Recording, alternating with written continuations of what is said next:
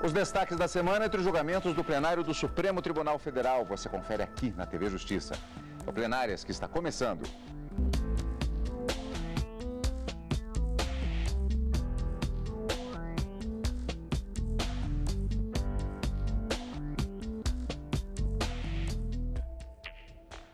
Com os principais momentos das sessões dos dias 4 e 5 de outubro de 2017. Karina, temos novamente aquela semana em que nós temos sequências de debates de julgamentos importantes, uma decisão inclusive importante que ela, na verdade, foi tomada, mas ainda falta uma modulação de efeitos, assim como elaboração de tese, já que se trata de um julgamento, especificamente nesse caso, de um recurso extraordinário com repercussão geral reconhecida. Exatamente, Cadu. A questão da aplicação retroativa da lei da ficha limpa foi concluído o julgamento na quarta-feira, mas como você disse, ainda foi suscitado pelo relator, ministro Ricardo Lewandowski, cujo voto acabou sendo vencido pela maioria que se formou no plenário por 6-5, no sentido da modulação dos efeitos, ou seja, esse tema ainda deve voltar ao plenário do Supremo Tribunal Federal para que os ministros possam decidir. E aí, apenas se computados 8 votos, a partir de que momento essa decisão proferida pelo Supremo acerca da retroatividade da lei da ficha limpa para alcançar uma condenação por crime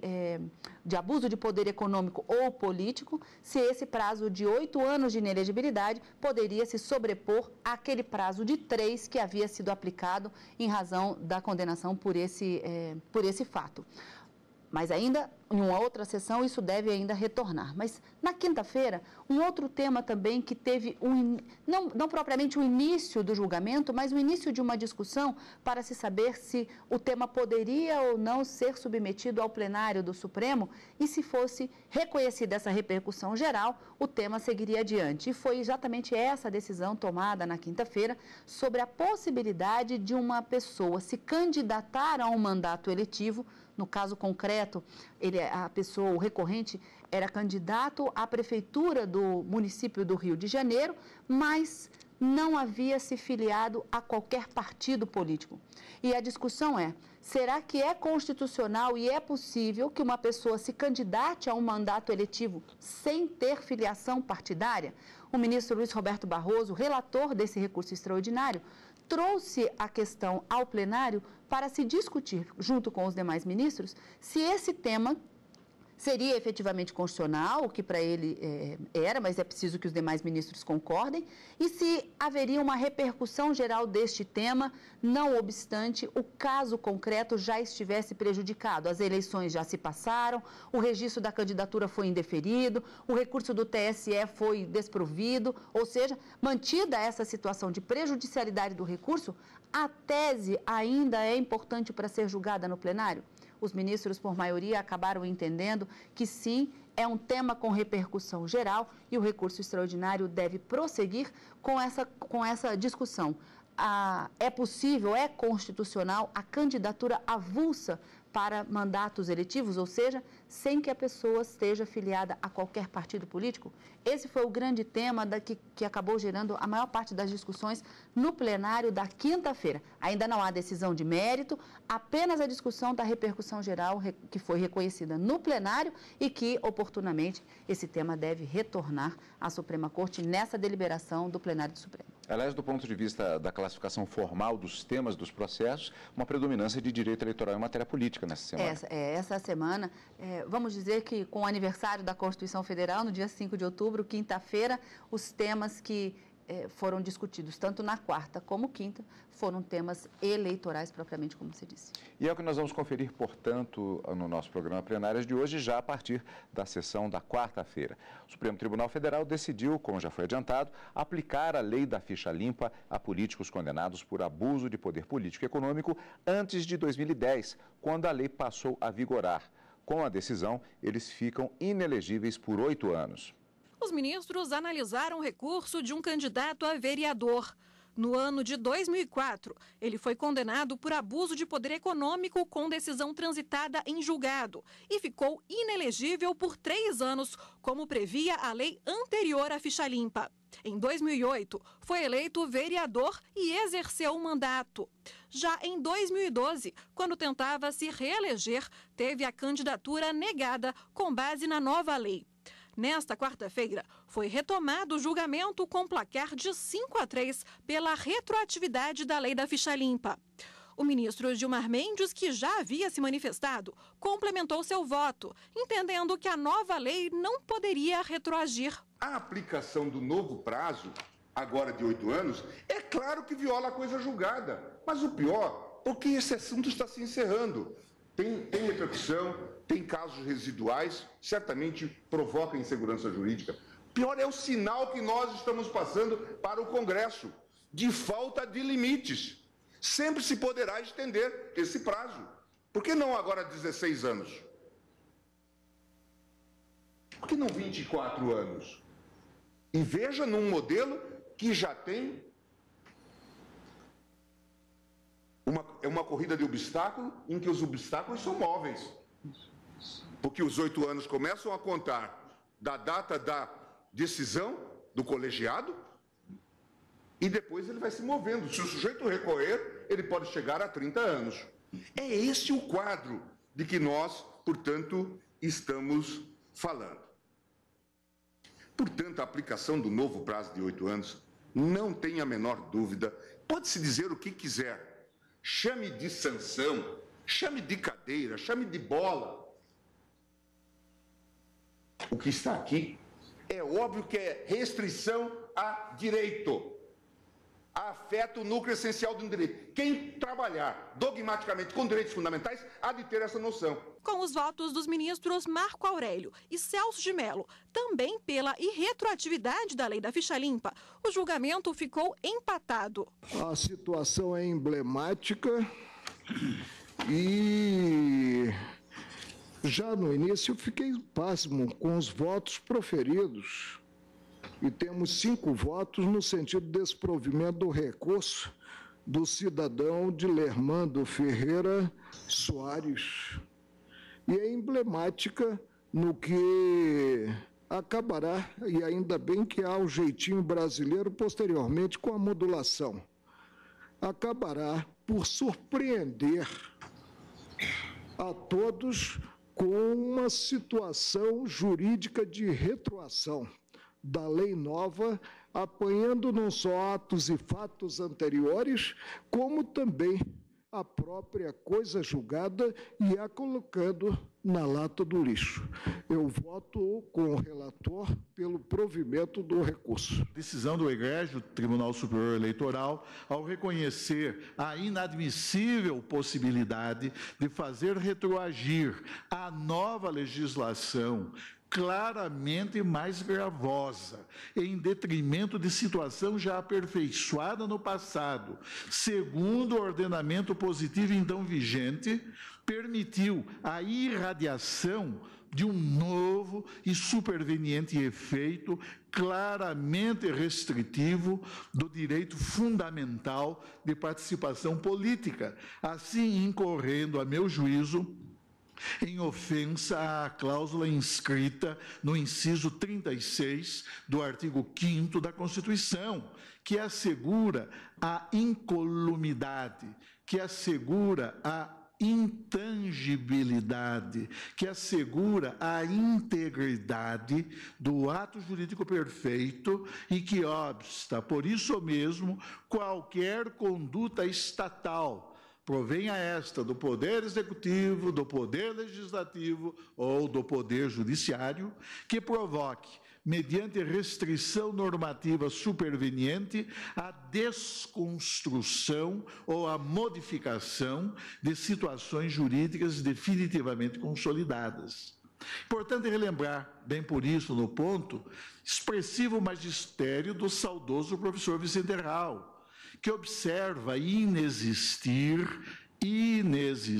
qualquer dúvida sobre as relações anteriormente consumadas que se extinguiram durante a vigência da norma anterior, produzindo todos os efeitos que lhes eram próprios, advertindo ainda que a nova norma jurídica jamais poderia alcançar, seja para alterá-los, seja para destruí-los, os fatos os atos, os direitos deles resultantes e seus efeitos praticados e esgotados sob o império da norma antiga. Porque, diz o professor Hall, o que foi feito, feito está para sempre.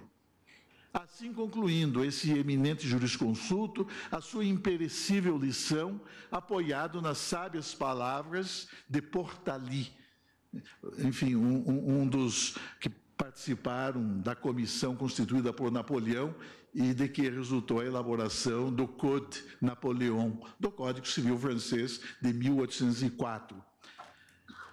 Diz ele: a inviolabilidade do passado é princípio que encontra fundamento na própria natureza do ser humano, pois o homem que não ocupa senão um ponto no tempo e no espaço seria o mais infeliz dos seres se não se pudesse julgar seguro nem sequer quanto à sua vida passada. O voto de desempate foi proferido pela presidente da Corte, ministra Carmen Lúcia. Vida pregressa é a vida anterior, com tudo que tinha acontecido e que no momento em que se requer o registro da candidatura, se há de provar. Esta matéria foi exaustivamente examinada no Tribunal Superior Eleitoral e todas as brilhantes razões aqui expostas não me levam a adotar qualquer compreensão, no sentido de que teria havido erro do Tribunal Superior Eleitoral ao adotar esse entendimento nas eleições de 2012, que foi repetido em 2014, e, portanto, sequer haveria um entendimento, porque prevaleceu este entendimento,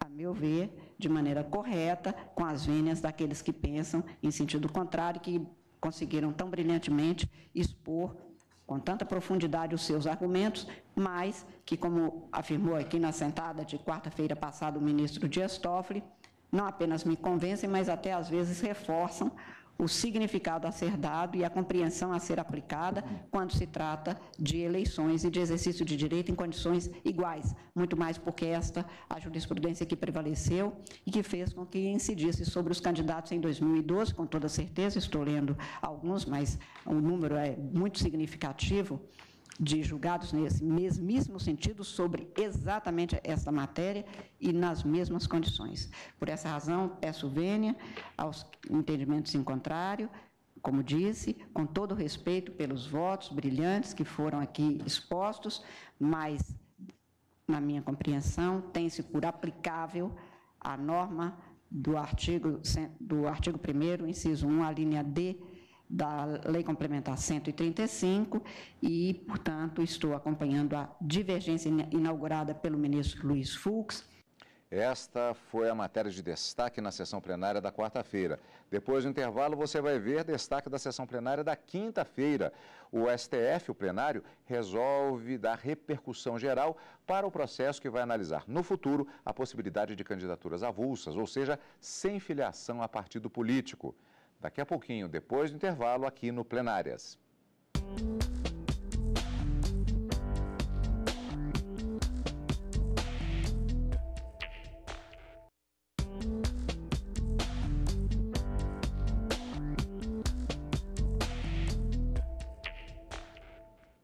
Estamos de volta com o Plenárias. No primeiro bloco do nosso programa de hoje, nós vimos que na sessão plenária da quarta-feira houve decisão em relação à matéria eleitoral, especificamente a questão da chamada Lei da Ficha Limpa e a sua retroatividade. O julgamento do ponto de vista do resultado do que estava sendo colocado, ele terminou, mas houve, a pedido do relator, a previsão de que na sessão seguinte da quinta-feira haveria a modulação dos efeitos da decisão, assim como a elaboração de tese, como dissemos no início do programa de hoje, já que se trata de um recurso extraordinário com repercussão geral reconhecida. Karina, isso deveria ter acontecido na quinta, mas houve a indicação de que o ministro Dias Toffoli não estava presente e seria interessante, importante que ele estivesse presente, exatamente para a continuidade desse tratamento específico para essa matéria. Então, o processo acabou não sendo chamado, será futuramente, e aí os ministros passaram para outro processo que também trata de matéria eleitoral. E era uma questão também específica, que ainda não adentrava no mérito propriamente daquele processo. Era uma questão de ordem que tratava sobre o reconhecimento de ter ou não ter repercussão geral naquele processo. O ministro Luiz Roberto Barroso, ele acabou trazendo essa questão de ordem porque o discurso dele no início era justamente de que esse tema era muito parecido com o que havia sido discutido na sessão da quarta-feira. Não em relação ao pano de fundo, mas porque a matéria seria política, em direito eleitoral, perdão, mas porque na quarta-feira houve uma ascensão à tribuna do advogado do recorrente para dizer que o recurso estaria prejudicado porque as eleições já teriam acontecido, o mandato dele já teria sido expirado em 2012 e, portanto, a discussão no recurso extraordinário não deveria ser levada a efeito. Mas, mesmo assim, os ministros entenderam que, como era recurso extraordinário com repercussão geral reconhecida, eles continuariam o julgamento para formalizar uma tese, apesar da prejudicialidade do recurso. E o ministro Luiz Roberto Barroso, na quarta-feira, quando começa a falar dessa questão de ordem, ele trouxe a mesma situação. Trata-se de um caso concreto, em que o recorrente era candidato à prefeitura do município do Rio de Janeiro, mas as eleições já teriam acontecido e, portanto, o recurso estaria prejudicado no julgamento, mas a tese deveria ser discutida no plenário. Essa foi a questão de ordem trazida pelo ministro Luiz Roberto Barroso, que houve divergência num primeiro momento para saber se isso deveria prosseguir ou não no tribunal. A maioria entendeu que sim, a repercussão geral deveria ser reconhecida e, por votação unânime, então, acabaram os ministros decidindo que esse recurso extraordinário deve seguir os seus trâmites e voltar à discussão aqui no plenário do Supremo Tribunal Federal. Mas a grande discussão que trata esse recurso extraordinário é sobre a possibilidade ou não, a constitucionalidade ou não, das chamadas candidaturas avulsas. A Constituição Federal, no artigo 14, ela prevê quais são os requisitos para uma pessoa se eleger no Brasil para qualquer tipo de mandato eletivo, seja para deputado, prefeito, governador, senador da República, vereador, parlamentares ou chefes do Poder Executivo. Os requisitos estão alinhados na Constituição e na legislação respectiva e diz que é preciso que haja filiação partidária para você ser candidato. E nesse caso, o recorrente, que havia sido candidato, ele fundamenta o seu recurso com base no Pacto de São José da Costa Rica, que é uma convenção, um tratado internacional de direitos humanos, que foi recepcionado pelo direito brasileiro e cuja hierarquia dentro do nosso ordenamento já foi fixado pelo Supremo Tribunal Federal, uma norma de caráter supralegal, porém infraconstitucional, e ele diz que o tratado não exige a filiação partidária. E essa exigência pelo ordenamento jurídico brasileiro ofenderia essa autoridade do Tratado de Direitos Humanos, que é lei no Brasil e que, portanto, ele teria esse direito de ter a sua candidatura avulsa sem qualquer tipo de filiação partidária.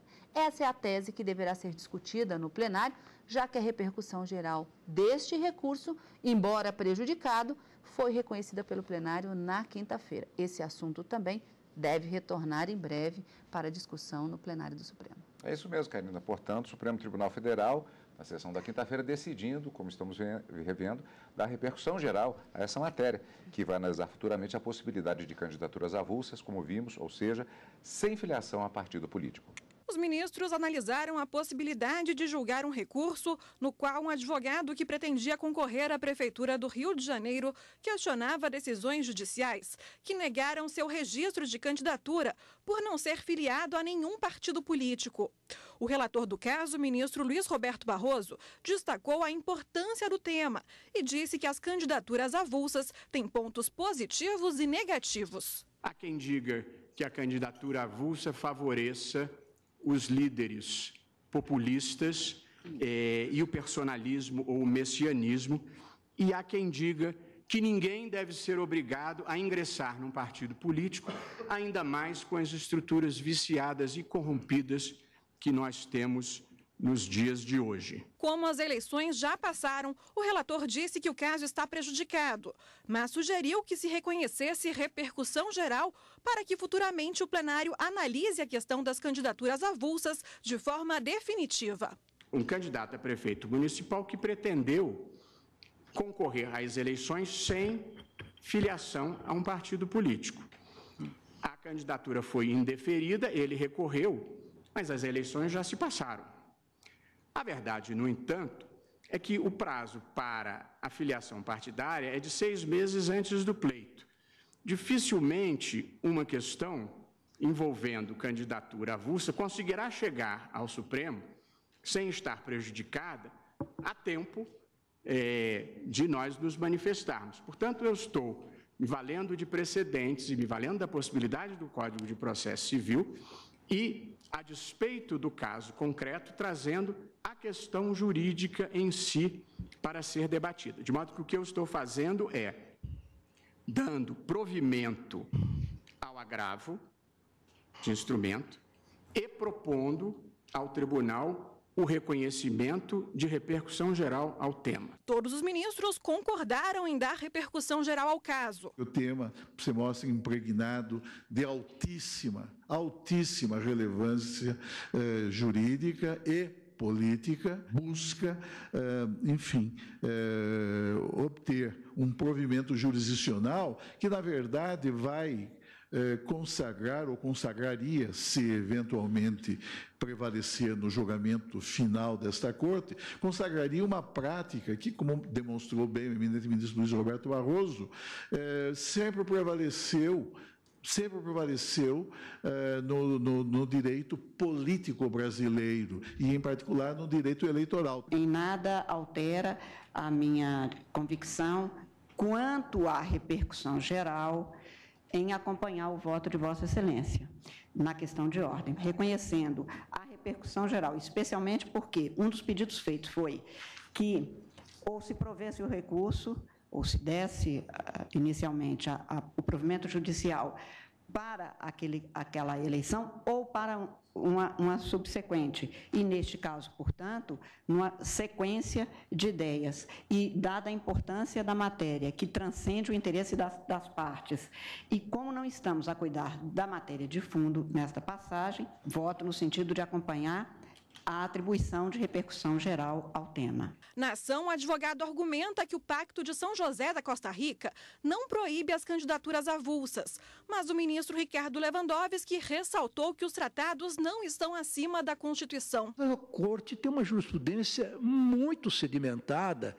no sentido de dizer que os tratados internacionais não podem ser confrontados com as normas da Constituição. A filiação partidária é condição básica para... Tanto é que se fala em condição de elegibilidade.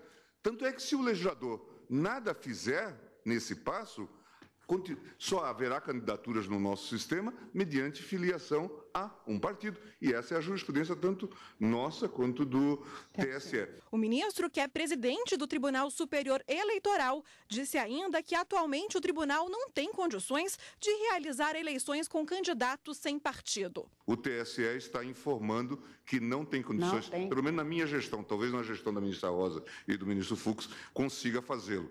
Mas não na minha gestão, eu estou então informando publicamente que nós não temos condições. Todo o modelo está calcado em eleições ligadas a partidos políticos, né? E, portanto, tudo depende. A questão da distribuição de tempo de TV, a questão de distribuição de recursos. A continuação desse julgamento você vai acompanhar aqui na TV Justiça. E a continuação não apenas desse julgamento, mas de outros, em todas as sessões plenárias do Supremo Tribunal Federal, você acompanha agora de uma forma também diferenciada, a mais acessibilidade. A partir de agora, as sessões plenárias do Supremo Tribunal Federal têm intérprete de Libras. A novidade está no canto direito da tela. Um intérprete de Libras usa as mãos para contar o que está acontecendo no plenário, onde julgam os 11 ministros do Supremo. Lucas e Dânia se revezam de 20 em 20 minutos. Nós temos estratégias de tradução, então quando um precisa de um sinal, o outro apoia, a gente se entende. Como somos colegas de trabalho, a gente consegue se entender e se socorrer também. A língua de sinais foi reconhecida no Brasil em 2002. Dânia aprendeu a técnica ainda criança com a tia surda. Formou-se em Letras Libras pela Universidade de Santa Catarina. Ela conta que é preciso ter um conhecimento bastante amplo, sobretudo no meio de termos complicados como o judiciário. Nós precisamos estudar, nos dedicar para que aconteça uma tradução, uma interpretação bem correta. A gente não pode viver de achismo, nós temos que nos qualificar e prestar sempre o melhor para a comunidade surda. A língua de sinais está disponível nas sessões plenárias nas tardes de quarta e quinta-feira. Mas a ideia é que esse serviço seja oferecido aos deficientes auditivos em vários programas da TV. A novidade segue o que prevê a Lei de Acessibilidade. A LBI, que é a Lei Brasileira de Inclusão, ela coloca que as pessoas surdas têm que ter direito à igualdade de condições com as pessoas ouvintes à acessibilidade, seja acessibilidade de informação, de acesso aos locais. Lucas e Dânia são profissionais experientes, trabalham nos 3 poderes. No STF, já participam de audiências e outros eventos. Agora, na TV Justiça, vem a chance de levar informação para muito mais brasileiros. É um momento histórico, é um momento de acessibilidade muito importante para a comunidade surda como um todo também, porque dessa maneira o STF mostra que respeita o sujeito surdo enquanto cidadão também. A TV Justiça já oferece a audiodescrição para deficientes visuais em 3 programas, além do sistema Closed Caption, aquele em que as falas aparecem como texto aqui na base da tela em toda a programação. Por aqui nós encerramos com estas novidades, estes destaques da semana no plenário do Supremo Tribunal Federal e na próxima semana um pouquinho diferente em função de feriado que nós teremos na quinta-feira, não é, Karina? Exatamente, o encontro marcado então é na próxima quarta no direto do plenário e no final de semana com plenárias. Obrigado pela sua companhia como sempre e continue conosco aqui na TV Justiça.